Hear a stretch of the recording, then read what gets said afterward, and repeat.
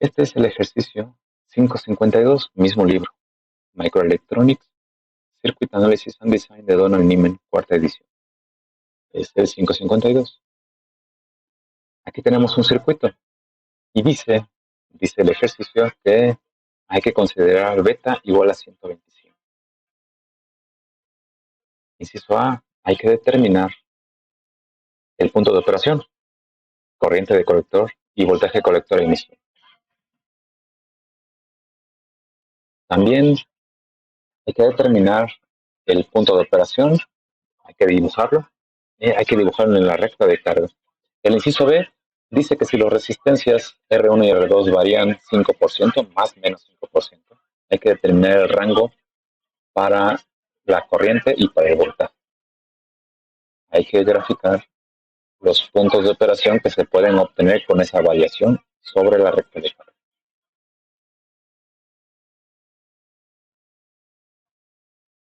Entonces, inciso A.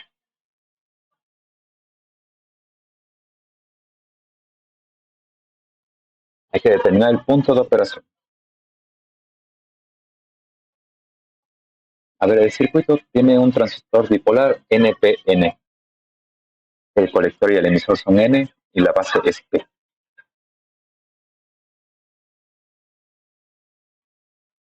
Tiene tres resistencias. R1 y R2 están conectadas en la base. Hay una fuente de voltaje de 24 volts y hay una resistencia en el emisor que vale 10 kilo ohms. Hay un capacitor y una fuente de corriente alterna, VI. El capacitor sabemos cómo funciona en corriente directa. Simplemente es un circuito abierto.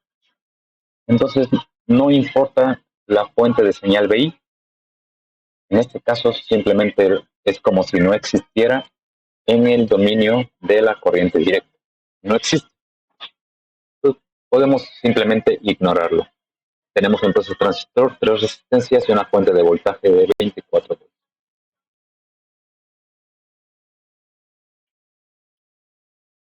Ahora vamos a hacer lo siguiente. El procedimiento estándar dice que la parte del emisor, perdón, no del emisor, de la base hacia la izquierda, esa parte la podemos transformar en su equivalente de Thevenin. Ese es el procedimiento estándar. Es decir, aquí está la base y es el nodo A. Y el nodo B es aquí la Tierra. Entonces, toda la parte de la izquierda la podemos transformar en su equivalente de Thevenin.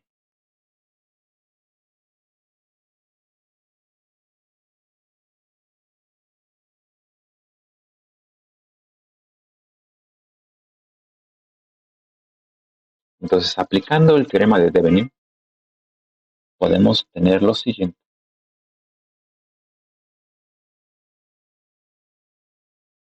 Esta es la resistencia de Thevenin. Y aquí va a estar el voltaje de Thevenin, va a estar el positivo. El negativo está en la Tierra. Después aquí está el transistor. Aquí está la fuente de 24 volts.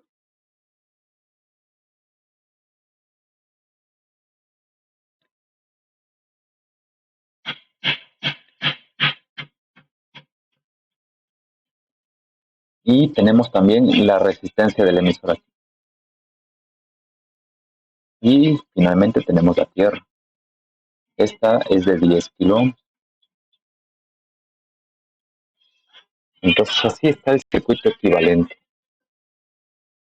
¿Cuánto vale la resistencia de Thevenin y cuánto vale el voltaje de Thevenin? A ver, resistencia de Thevenin de los nodos A y B hacia la izquierda. Por supuesto, ya sabemos, les acabo de mencionar hace ratito, que el capacitor y la fuente BI desaparecen, es como si no existieran. Entonces tenemos una fuente de 24, R1 y R2.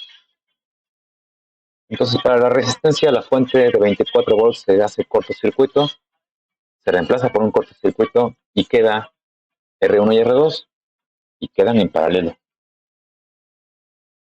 Entonces, la resistencia de Thevenin es ese paralelo.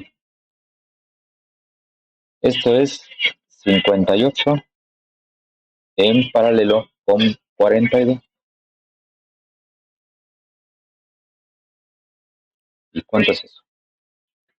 Bueno, pues vamos a determinarlo. 1 entre 58 más 1 entre 42. 24.36.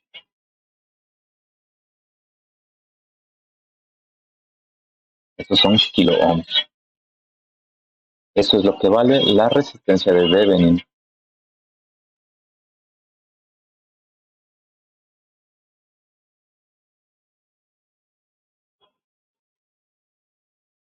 Ahora el voltaje. El voltaje de Thevenin es el voltaje que hay en la resistencia R2. Por supuesto, cuando hay un circuito abierto a la derecha. Entonces tenemos aquí el divisor de tensión. R2, R1 R1 más R2 y la fuente de voltaje VCC. Aquí tenemos 42 y aquí tenemos 58 más 42 por 24. ¿Es 24? ¿No? Ah, sí, es 24. Ahí está. Entonces es 42 entre 58 más 42 por 24. 10 volts. 10.08.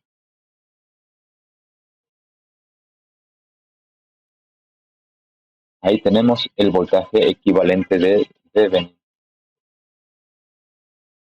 Entonces aquí hay 10 volts.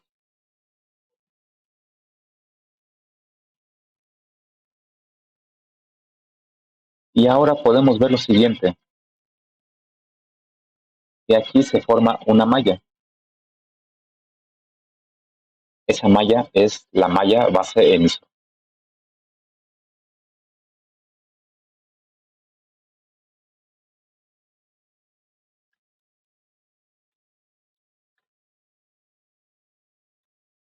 Entonces la malla base emisor es la siguiente. Nos dice que 10.08 menos la caída de voltaje en la resistencia de Thevenin, 24.36, por la corriente que circula ahí, que es la de la base, menos el voltaje que hay entre la base y el emisor. Sabemos que que esas terminales se modelan como un diodo. Entonces eso asumimos que es 0.7 volts. Menos la caída de voltaje en la resistencia del emisor. Todo esto suma 0. Sabemos que la corriente del emisor es igual a beta más 1 por la corriente de la base. Entonces podemos encontrar cualquiera de las dos corrientes. Yo en lo general casi siempre prefiero que sea la corriente de la base, pero se podría elegir cualquier otra. O más bien, la corriente del emisor, no cualquier otra, la corriente del emisor. 10.08 menos 24.36 por la corriente. Después menos 0.7, menos 10 veces la corriente del emisor. Aquí beta vale 125, entonces aquí es 126 por la corriente y la corriente de la base igual que 0. Entonces todo esto está correcto. Sí, todo está correcto. Entonces la corriente de la base es 7.3 microamperes. Una corriente pequeñísima. Y con esa corriente entonces ya podemos saber cuál es la corriente del colector, que también podríamos utilizar directamente en la ecuación de la malla. La corriente del colector es igual a beta por la corriente de la base. Entonces esto nos da como resultado 125 por 7.3 microamperes.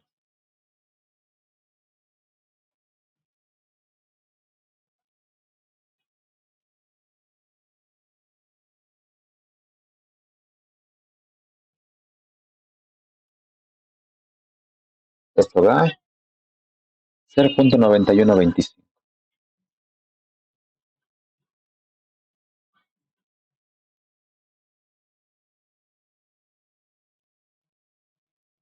Esa es la corriente que hay en el colector y que forma parte del punto de operación.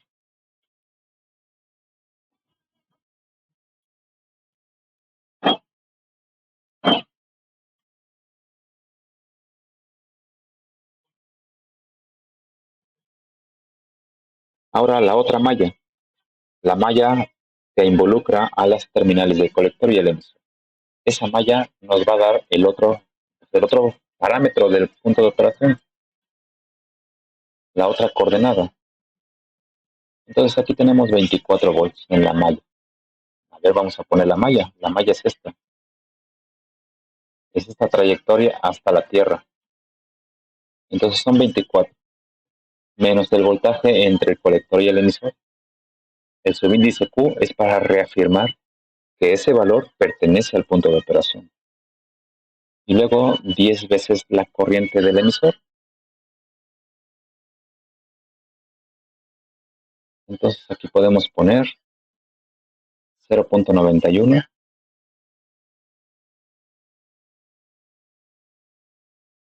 0.9125 entre alfa. Y si consideramos que alfa es 125 entre 126, pues podemos decir tranquilamente que esto vale 1, ¿no? Alfa vale 1. Entonces 0.9125. Ahora sí. Y de aquí podemos despejar el voltaje entre el colector y el emisor.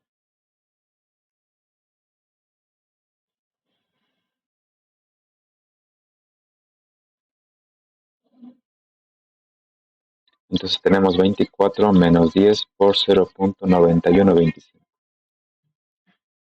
Esto da 14.875.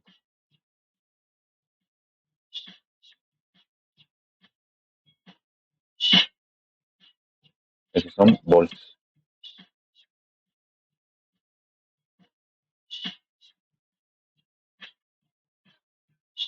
Entonces el punto de operación es 14.875 y 0.9125.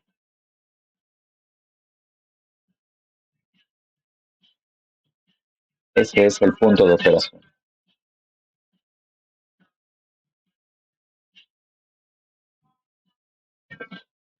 Ahora, de esta ecuación, pues se puede tener la recta de carga. Tenemos la corriente del colector. Es igual a menos 1 entre 10 por el voltaje colector emisor. Tenemos más 24 entre 10. Esa es la recta de carga.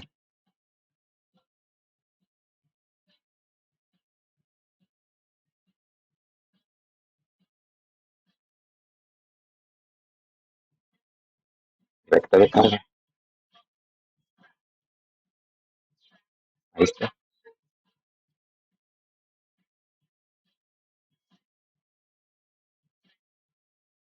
Ahora sí. Ahí está la recta de carga. Está correcta. Ah, aquí me faltó el cero. No sé por qué no lo puse. No sé por qué. Me acabo de dar cuenta. Entonces, aquí está. Aquí debe de estar igualado a cero. Creo que todo lo hice bien, pero me faltó escribir el cero. Ahora sí.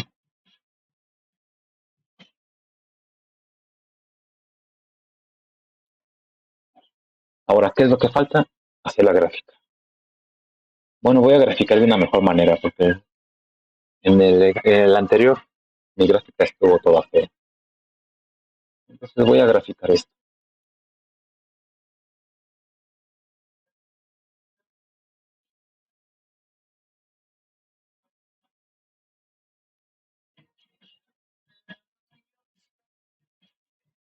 A ver, tenemos aquí el plano en XY, entonces voy a graficar la recta. Y es la corriente, entonces ahí está.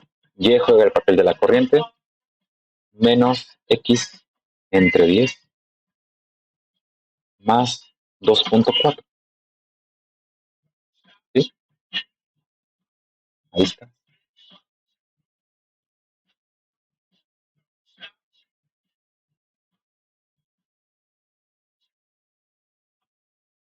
A ver, vamos a mover un poquito estos.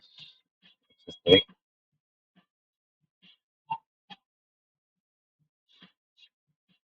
a ver dónde está.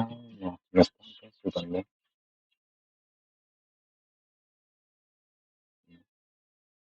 A ver, por aquí está. A ver, no es aquí, creo que no. No. Ay, ¿dónde está? Eso me perdí. Es aquí. No, ahí es donde estaba. 15 cifras decimales. Ya se me perdió. Pues ni hablar. En lo que me acuerdo, no, pues no, no me acuerdo. Ya la memoria RAM ya no es lo que era antes. Por aquí debe estar en configuración, pero no. Quiero mover la escala, pero bueno, ya sí que se queda. Y ahora el punto de operación, el punto Q, es ¿cuál? 14.875. Entonces aquí es 14.875, coma 0.9125. Ahí está el punto de operación Q. La intersección con el eje es la fuente de alimentación, es 24. Y aquí tenemos la ordenada del origen, que debe ser 2.4. Si yo los pongo, esa es la ordenada del origen, aquí lo podemos ver, 2.4. Y aquí tenemos la intersección con el eje X, es 24. Bueno, ahí está. Esto ya no. Entonces el punto de operación pues está un poco cargado hacia la zona de corte. Entonces esta es la parte del punto de operación. Punto de operación visto en la recta de carga.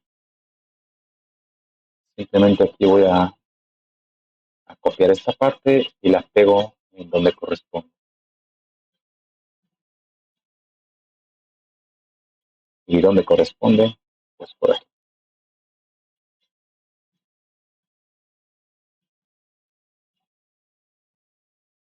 Ahí está.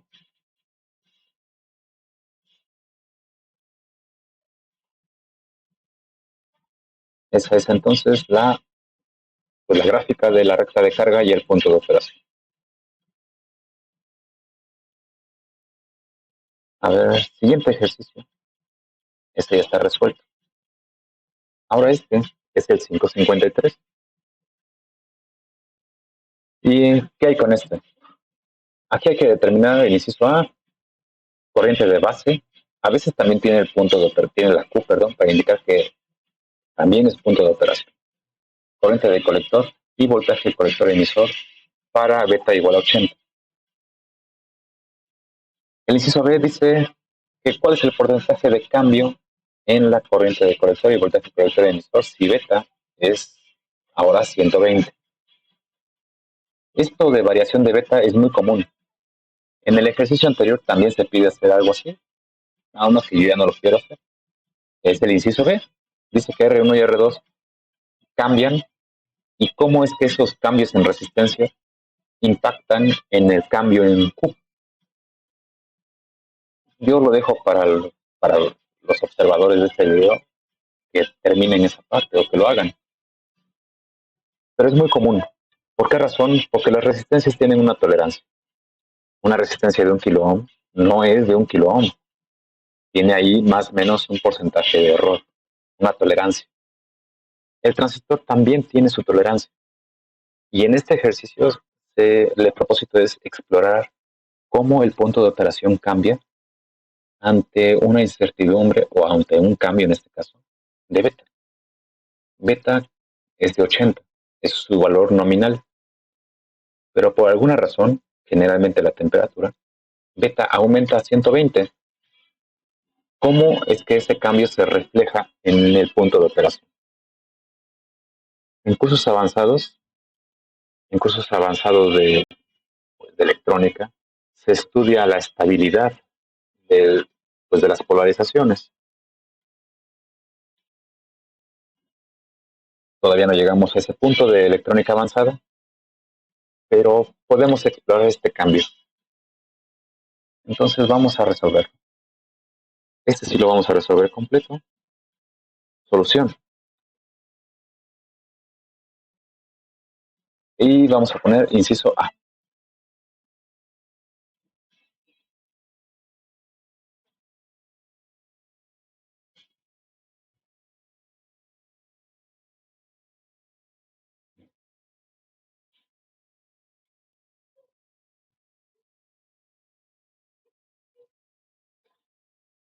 A ver, ¿qué vamos a hacer con el inciso A? Esta polarización es muy común. Es muy común sobre todo en amplificadores discretos. Se llama por divisor de tensión. Y la idea de que se llame así es porque las resistencias 1 y 2, como en el caso anterior, forman un divisor de tensión. Bueno, casi forman un divisor de tensión. Y ese divisor de tensión está polarizando la base del transistor. Entonces, por eso se llama así. Esa polarización es típica de los transistores. Entonces, a ver, ¿qué hacemos aquí? Pues el mismo procedimiento que en el caso anterior. Podemos calcular el circuito equivalente de Thevenin aquí. Este es el punto A y el punto B es aquí en la Tierra. De ahí hacia la izquierda reemplazamos por el circuito equivalente. El circuito equivalente queda así.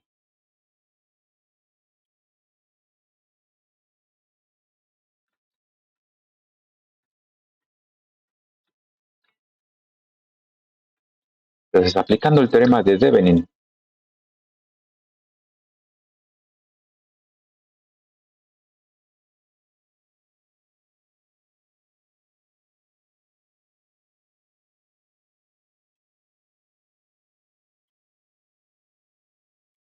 así,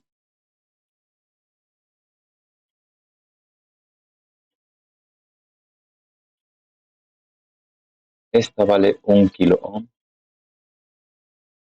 La resistencia del colector la puedo poner así. Ya me pasé. Así. Donde aquí hay 9 volts y donde aquí es 5.25. Esos son kilo ohms también. Esta es la resistencia de Thevenin por determinar. Y aquí está el voltaje de Thevenin también por determinar. Así está. Entonces, según el teorema de Thevenin, esta resistencia equivalente es el paralelo de R1 con R2. Yo creo que se puede ver con relativa facilidad que esto es así. Que R1 y R2 están en paralelo y dan lugar a la resistencia de Thevenin. 1 entre R1, a ver, R1, vamos a ponerlo aquí. R1 vale 96 más 1 entre 24. Eso da 19.2. Me distraje, perdón. 19.2. 19.2 kilo ohms. Y el voltaje equivalente, el voltaje de Thevenin, es el divisor de tensión y de ahí el nombre de la polarización. Esto es R1 más R2 por el voltaje VCC. Entonces aquí tenemos 24 entre la suma 96 más 24 por 9.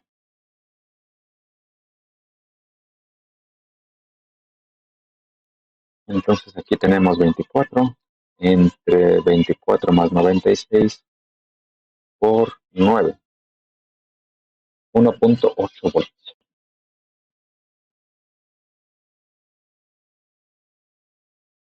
Entonces podemos reemplazar estos valores por los que acabo de calcular. Aquí es más 1.8 volts y aquí es 19.2. Y este circuito es el mismo que el circuito equivalente es el mismo que el anterior. Entonces se puede seguir el mismo procedimiento aplicando ley de voltajes de Kirchhoff en la malla base emisor. Esa malla es esta. Esa es la malla que involucra las terminales de la base y del emisor. Entonces aquí tenemos 1.8 menos la caída de voltaje en la resistencia de la base, menos la caída de voltaje en la unión base-emisor. Aquí, perdón, ya me equivoqué. Ahí está. Aquí me hace falta la corriente. Ahí está.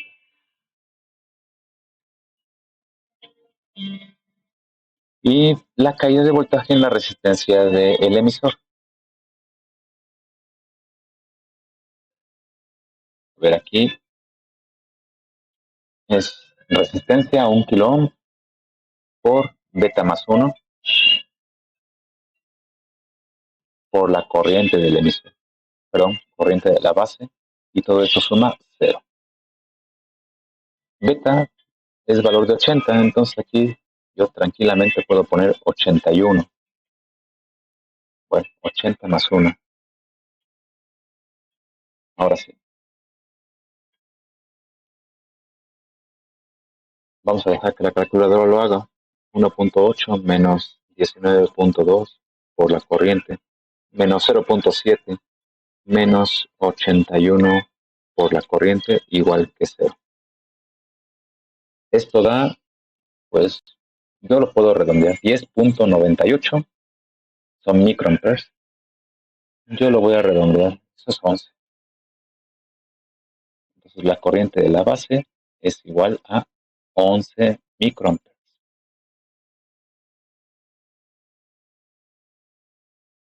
Ahí está.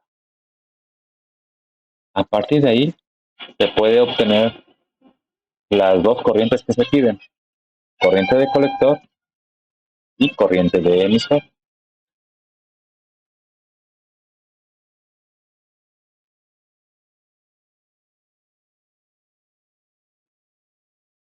La corriente de colector es beta por la corriente de la base, 0.011 por 80, es 88. Bueno, es 0.88 miliamperes.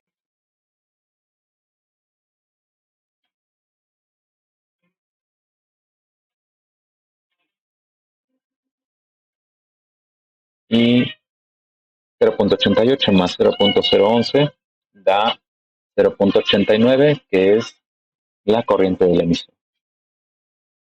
Se pueden considerar la mayoría de las veces como iguales estas dos corrientes. La diferencia es mínima. No se comete mucho error si se consideran iguales. Yo en lo personal muchas veces aplico esa condición. Sobre todo cuando beta es grande. Aquí 80 es un valor grande. Cuando beta es pequeño, entonces ya, cuando beta es pequeña, podríamos considerar algo diferente. Entonces ahí están las tres corrientes y me falta el voltaje colector emisor. Ese voltaje pues está aquí. Entre esas dos terminales está el voltaje colector emisor. Y se puede ver fácilmente que el voltaje colector emisor es igual al voltaje del colector, es decir, 9 menos la caída de voltaje en la resistencia, 5.25.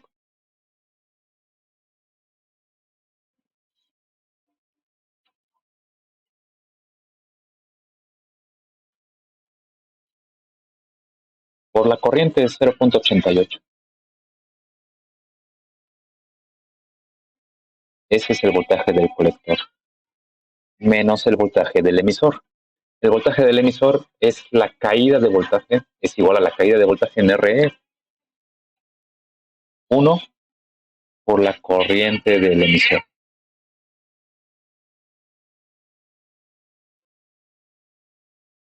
Así.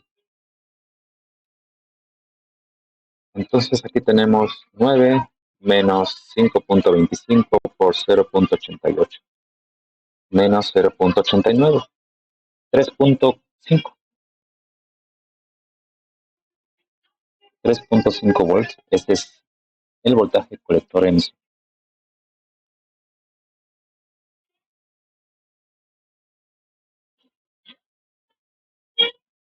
A ver, mejor así, ¿no? Mejor de otra manera.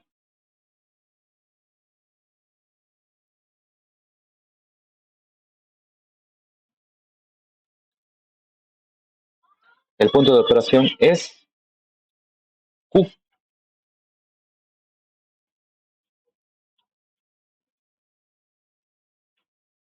Es 3.5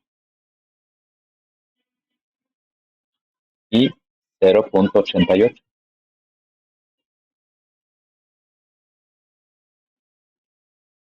Así.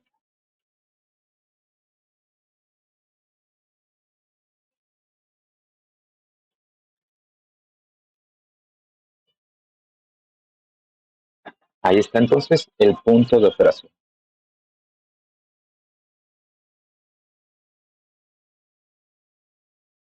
¿Qué hace falta? La recta de carga, por supuesto.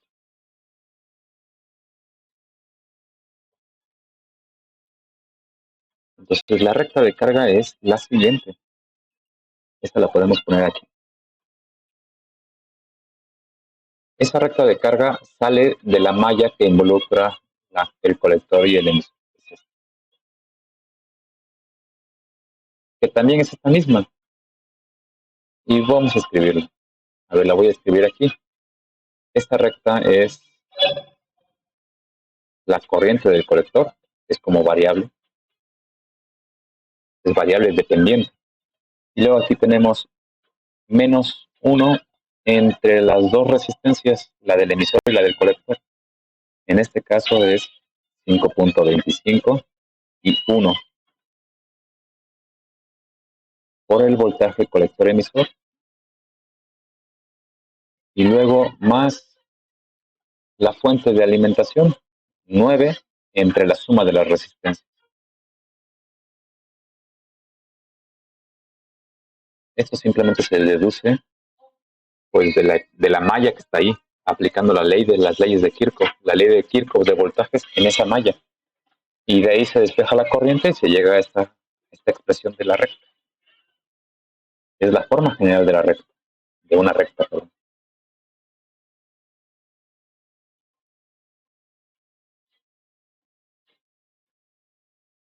Ahí está.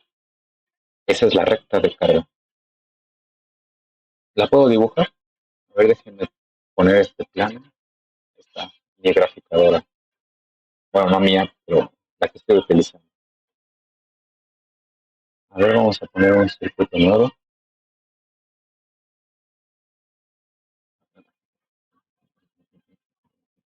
Bueno, ya. Ahí está. Y aquí, a ver, vamos a graficar esto. Esto es y es igual a menos 1 entre 5.25 más 1 por x más 9 entre 5.25 más 1. Ahí está. Esa es la recta.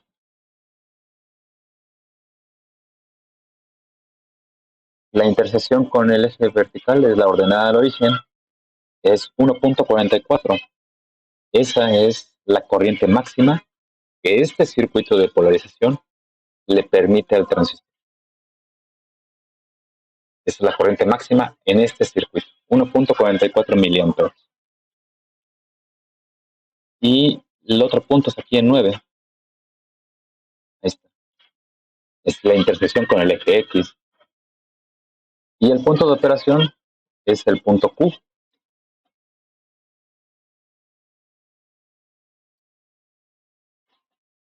Y ese punto Q es 3.5 y 0.88. Ahí está el punto de operación.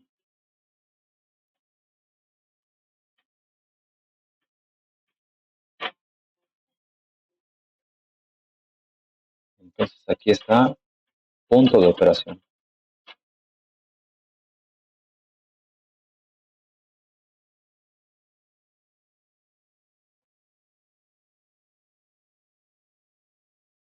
A ver, este no me gusta.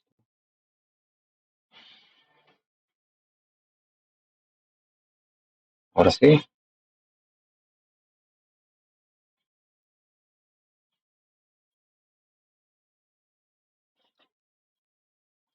No, está muy pequeña esta letra.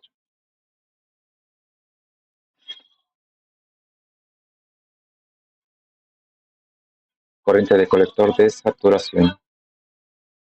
Ideal, eso también es cierto. Ideal.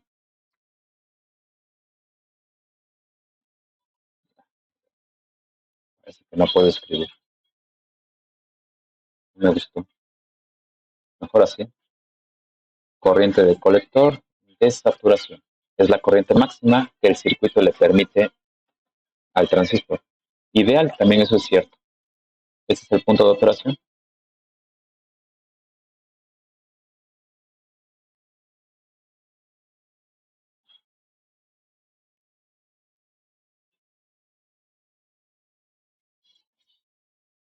Ese es punto de operación. Y aquí voltaje máximo. Es voltaje colector emisor máximo. Entonces ahí tenemos las partes más importantes de esta gráfica en el plano voltaje corriente.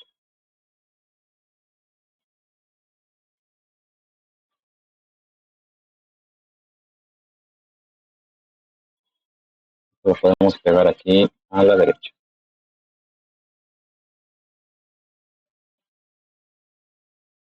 Ahí está.